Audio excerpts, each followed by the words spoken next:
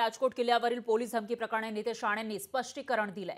मी कशाला पोलिसांना धमकी देऊ असं स्पष्टीकरण त्यांनी दिलंय। आम्ही पोलिसांकडे वाकड्या नजरेने पाहू शकत नाही असं राणे म्हणाले। तर नारायण राणे यांनी मुंबईमध्ये पोलिसांना घरं मिळवून दिली असंही नितेश राणे म्हणाले। पोलिसांनी आमचे चांगले संबंध आहेत असं नितेश राणे यांनी म्हटलेलं आहे। काल आंदोलन झालं होतं राजकोट किल्ल्यावर, या ठिकाणी आंदोलन करण्यात आलं होतं आणि या वेळेला महाविकास आघाडी आणि महायुतीचे कार्यकर्ते आमने सामने आल्याचं पाहायला मिळालं होतं आणि याच वेळेला पोलिसांना राणेंकडून धमकी दिल्याचा आरोप झाला होता। पण आता त्याच्यावर नितेश राणेंनी स्पष्टीकरण दिलंय। मी कशाला पोलिसांना धमकी देऊ असं ते म्हणाले।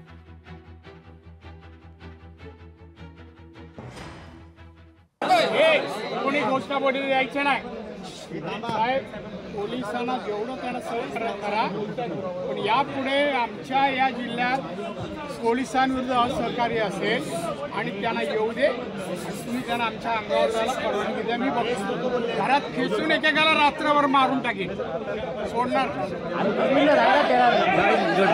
तुम्ही?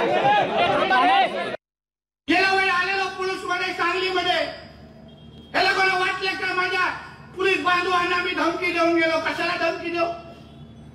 कशाला त्यांच्या अंगावर चालू? माझे आहेत ते महाराष्ट्र आणि मुंबई पोलिसांवर जेवढा राणे कुटुंबावर विश्वास आहे ना, तेवढा अजून कोणावरच असू शकत नाही। विचारा यांच्या वरिष्ठांना कधी।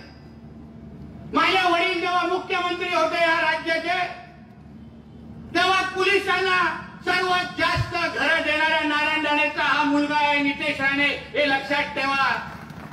कुठल्याही पोलिसांवर आम्ही कधी वाकड्या नजरेने पाहू शकत नाही। लोकशाही मराठी ऐका, पहा, जागरूक रहा।